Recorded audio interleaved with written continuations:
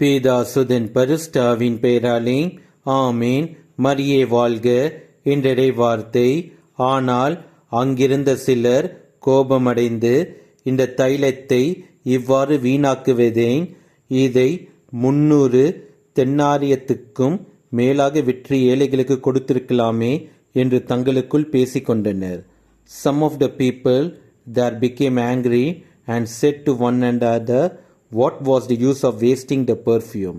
Mark நற்செய்தி அதிகாரம் 14 வசனம் 4.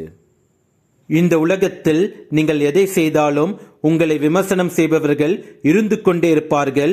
உங்களுக்கு கடவுள் இயேசு கிறிஸ்து ஆசீர்வதித்து கொடுத்ததை மட்டமாக பேசிக்கொண்டு உங்களை முடிந்த அளவிற்கு தாழ்த்தி இகழ்ச்சியினால் உங்களை காயப்படுத்துவார்கள். உங்கள் மனதில் உங்களை தாழ்வாக எண்ண வைப்பார்கள்.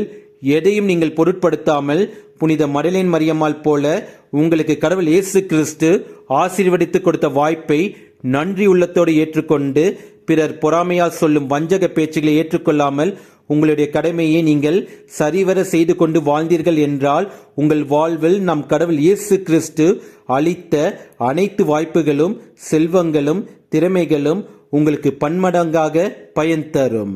இயேசுவுக்கே புகழ். மரியே வாழ்க. ஆமேன். எதை நான் தருவேன் இறைவா, உன்னிடயத்தின் அன்பு கீடாக. எதை நான் தருவேன் இறைவா,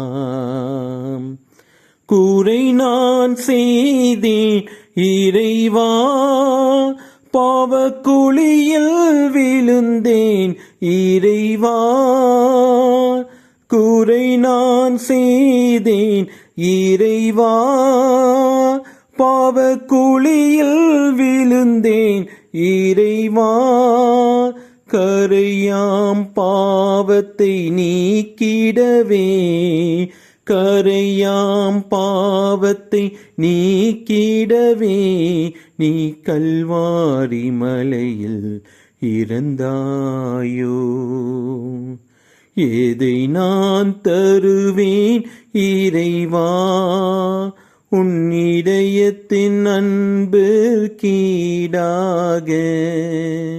எதை நான் தருவேன் இறைவா.